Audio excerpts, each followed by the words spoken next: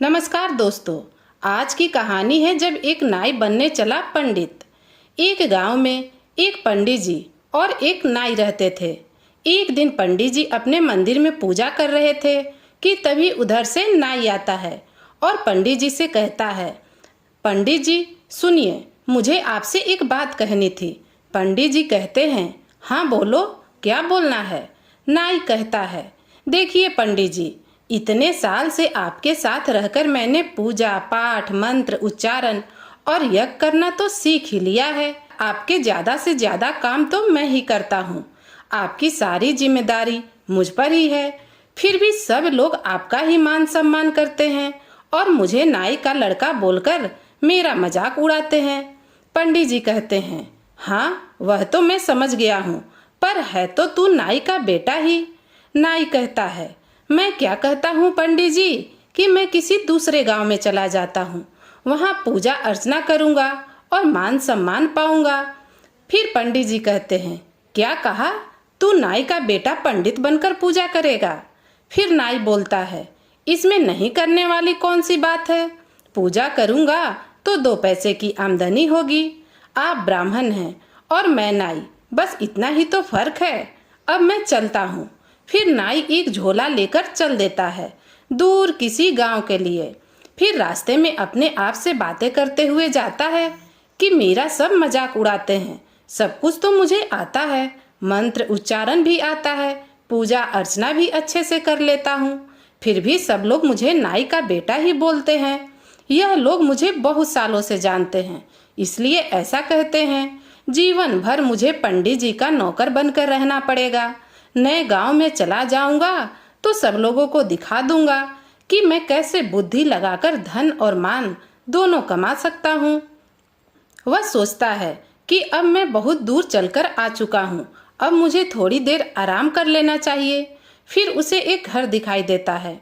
दूर जाकर किसी पेड़ के पीछे छुपकर उसने अपना रूप बदल लिया, कपड़े पंडित जी जैसे पहन लिए और फिर एक घर में जाकर आवाज लगाता है, क्या मुझे थोड़ा सा पानी मिलेगा, मुझे पीने के लिए पानी चाहिए। घर का मालिक दरवाजा खोलते ही पंडित जी को देखकर चौंक जाता है और कहता है, आप कौन। नाई अपने मन में सोचते हुए कहता है, मैं थोड़ा दिमाग लगाता हूँ और बोलता है, नमस्कार, मैं प्रेम शुक्ला हूँ, मैं पंडित हूँ, पूजा पाठ करता हूँ, मैं बहुत दूर से आ रहा हूँ, मुझे थोड़ा आराम करने के लिए जगह मिल सकती है, आपको बहुत आशीर्वाद मिलेगा। वह व्यक्ति कहता है, आप दया करके मेरे घर पर रुक जाइए, लेकिन मैं तो ब्राह्मण नहीं हूँ, लेकिन मेरे जैसे के घर में एक ब्राह्मण के पैर पड़ेंगे तो मेरा घर बहुत पवित्र हो जाएगा। आप आइए ना, मेरे घर पर आइए, मैं खाने पीने का प्रबंध करता हूँ। फिर नाई मन में कहता है, वाह वाह, तीर एकदम निशाने पर लगा है। ठीक है, वैसे मैं सब कुछ खा लेता हूँ, मुझे कोई आपत्ति नहीं खाने में। नाई एक रात वहीं गुजारता है और अगले दिन से वह गांव में पूजा पाठ करवाता है, बच्चों को पढ़ाता है। जब वह बच्चों को पढ़ा रहा था तभी एक गांव का व्यक्ति आता है और कहता है, प्रणाम पंडित जी। फिर वह कहता है, क्या बात है, बोलो। फिर वह गांव का व्यक्ति कहता है, कल रात को नींद में मेरा पैर महालक्ष्मी के मंदिर के सामने घूम रहा था।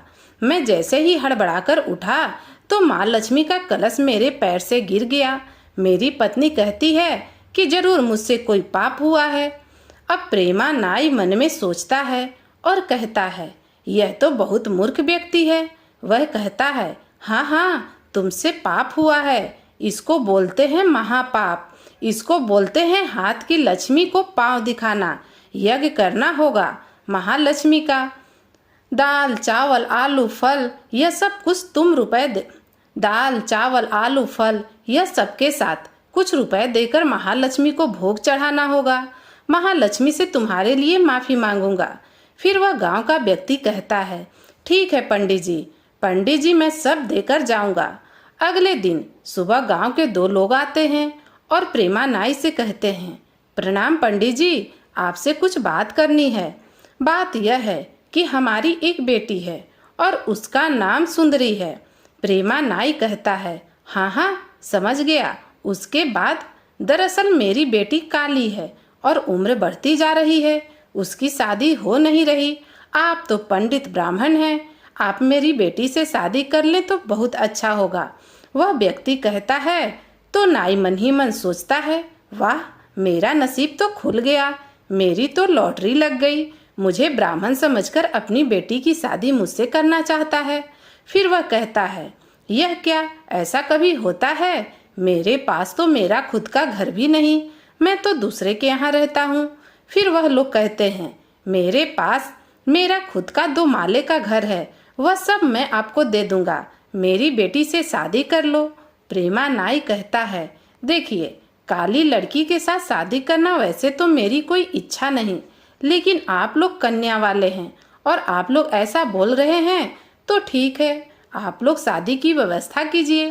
प्रेमा नाई और ब्राह्मण की लड़की की शादी हो जाती है और शादी होते ही प्रेमा नाई ब्राह्मण की लड़की को हुक्म देता है, ए ब्राह्मण की बेटी, पहले मेरे लिए 1 गिलास पानी लेकर आओ, जल्दी जाओ और फिर आओ। वह फिर 1 गिलास पानी देती है। पानी पीने के बाद प्रेमा नाई वापस से कहता है, देखो भाग्यवान, तुम्हारे माता पिता ने बहुत हाथ पैर जोड़ा, तब जाकर मैं शादी के लिए तैयार हुआ हूँ। यह तुम हमेशा बात अच्छे से याद रखना। मेरी सेवा तुम अच्छे से मन लगाकर करना। अगर सेवा नहीं की तो कुछ दिन बाद ही तुम्हारी सौतन लेकर आ जाऊंगा। समझ गई ना? ठीक है, अब तुम मेरे पाँव अच्छे से दबा दो, क्योंकि मेरे पाँव में बहुत दर्द है। फिर बेचारी वह ब्राह्मण की बेटी पाँव दबाती है। अगले दिन प्रेमा नाई गांव में घूम रहा था तो एक जगह देखा कि बहुत लंबी लाइन लगी है। उसने लोगों से पूछा कि लाइन किस बात की लगी है। फिर एक व्यक्ति कहता है, हाथ दिखाकर इंसान का भविष्य बता सकते हैं, बहुत बड़े ज्योतिष हैं, पता है आपको, इसलिए सब लाइन में खड़े हैं यहाँ पर।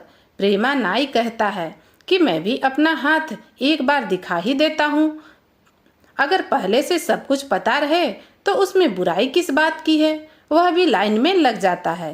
प्रेमा नाई का नंबर आता है। ज्योतिषी कहते हैं, दिखाओ तुम्हारा हाथ। प्रेमा नाई अपना हाथ दिखाता है। ज्योतिषी जी हाथ देखकर कहते हैं, तुम्हारा नसीब तो बहुत ही अच्छा चल रहा है। क्या बात है? एकदम से ज्योतिषी जी को याद आता है कि मैंने पहले भी कहीं देखा है, ऐसा मुझे लग रहा है, कहाँ मिले होंगे हम। प्रेमा नाई कहता है, अरे ऐसा कैसे हो सकता है, आप तो इस गांव में नए आए हैं। फिर ज्योतिषी जी कहते हैं, हाँ हाँ याद आया, तुम तो हमारे गांव के प्रेमा नाई हो, लेकिन पंडित बनकर क्यों घूम रहे हो, यह बताओ पहले। प्रेमा नाई कहता है, अरे अरे चुप हो जाओ, मैं यहाँ प्रेम शुक्ला हूँ, मैं यहाँ पर पंडित जी बनकर बैठा हूँ, मैं यहाँ पर ब्राह्मण हूँ। ज्योतिषी जी बोले, यह क्या बोल रहे हो? प्रेमा नाई बोला, दया करके यह बात किसी को मत बताना, मैं तुम्हें इसके लिए पैसे दूंगा। ज्योतिषी जी बोले कि मैं 100 रुपए में कब तक मुंह बंद रखूंगा, यह बताओ। प्रेमा नाई बोलता है, ठीक है, यह लो 200 रुपए और दया करके अपना मुंह बंद रखना। फिर वह वहां से चला जाता है। उसके जाने के बाद 2 औरतें आती हैं जो प्रेमा नाई की बीबी और उसकी सास होती हैं। ज्योतिषी जी कहते हैं, आइए आइए। प्रेमा नाई की सास बोलती है, मेरी बेटी का हाथ देकर जरा बताइए कि मेरा दामाद मेरी बेटी से कब प्यार करेगा। वह औरत जो प्रेमा नाई की पत्नी होती है, वह अपना हाथ आगे करती है। ज्योतिषी जी हाथ देकर बताते हैं कि आपकी तो एक ही बेटी है और शादी बहुत देर से हुई है। वह औरत बोलती है, हाँ आपने ठीक कहा। ज्योतिषी जी कहते हैं, पति बिल्कुल भी प्यार नहीं करता, इसलिए तुम बहुत दुखी रहती हो, बराबर कहा ना बेटा। प्रेमा नाई की सास कहती है, आपको तो सब कुछ दिखाई दे रहा है, पंडित जी आप कुछ तो कीजिए कि मेरा दामाद मेरी बेटी को प्यार करने लग जाए, हमारी बेटी हमेशा दुखी रहती है। ज्योतिषी जी पूछते हैं, दामाद का क्या नाम है? प्रेम शुक्ला, हमारे गांव के जो पंडित जी हैं ना, जो पूजा करते हैं। अच्छा अच्छा, तुम जरा भी चिंता मत करो, मैं तुम्हें ऐसा मंत्र सिखा दूंगा कि तुम्हारी सारी परेशानियां दूर हो जाएगी। जैसे ही पति घर पर आएगा, यह मंत्र उसे बोल देना, बस पति तुम्हारे वश में हो जाएगा। देख लेना बेटी, एक ही आवाज में भीगी बिल्ली बन जाएगा, ज्योतिषी जी ने कहा। और ज्योतिषी जी ने उसके कान में कुछ मंत्र बोले।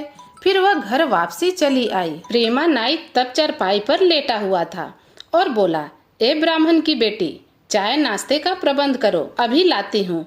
और कहकर वह कुछ ढूंढने लगती है। प्रेमा नाई कहता है, वहाँ क्या ढूंढ रही हो, तुम बताओ जरा। मिल गया, यह क्या है? उस्तरा। प्रेमा नाई बोला, यह लेकर क्या कर रही हो? ब्राह्मण की बेटी बोली, ज्योतिषी जी ने बोला है, नाई का बेटा ब्राह्मण के घर में ब्राह्मण बनकर छुपकर बैठा है, वह सबसे बड़ा झूठा है। प्रेमा नाई कहता है, तुम्हें यह सब कैसे पता चला? किसने बताया? ज्योतिषी ने मेरा हाथ देकर मुझे यह सब बोलने के लिए बोला है। प्रेमा नाई सोचने लगा, सर्वनाश, ज्योतिषी तो बदमाश निकला, मुझसे भी पैसा ले लिया और सब कुछ बता भी दिया।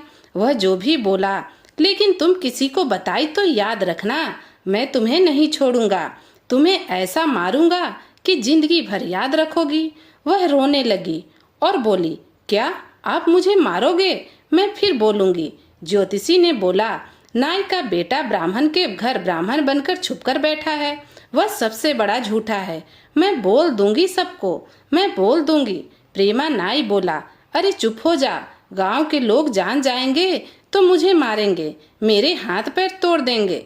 नहीं नहीं, मैं तो मजाक कर रहा था, तुम तो मेरी अच्छी बीबी हो, क्या मैं तुम्हें मार सकता हूँ? फिर वह मन ही मन सोचने लगी, ज्योतिषी जी ने तो बहुत अच्छा मंत्र सिखाया मुझे।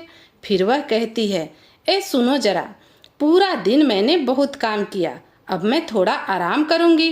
प्रेमा नाई कहता है, हाँ हाँ ठीक है, मैं हूं ना, तुम्हारा पूरा काम कर दूंगा। फिर ब्राह्मण की बेटी कहती है, मेरा पैर बहुत दर्द कर रहा है, आप मेरे पैर दबा दीजिए। प्रेमा नाई कहता है, लाओ दिखाओ, मैं तुम्हारे पैर दबा देता हूँ। और वह पैर दबाने लग जाता है। उसकी पत्नी बोलती है, वाह बड़ा अच्छा लग रहा है। और मन ही मन सोचती है, ज्योतिषी जी ने तो यह बहुत अच्छा मंत्र बताया, बहुत अच्छे से काम कर रहा, इसका क्या मतलब होगा? और उसके माता पिता भी यह देख रहे थे कि दामाद अब बेटी की बहुत सेवा कर रहा है। तो दोस्तों, यह कहानी यहीं समाप्त होती है। आपको यह कहानी कैसी लगी कमेंट कर जरूर बताइएगा। और अगर आप मेरे चैनल पर नए हैं तो ऐसी नई नई कहानियाँ सुनने के लिए चैनल को सब्सक्राइब भी कीजिएगा। तो फिर मिलती हूँ एक नई कहानी के साथ। कहानी सुनने के लिए आप सभी का बहुत बहुत धन्यवाद।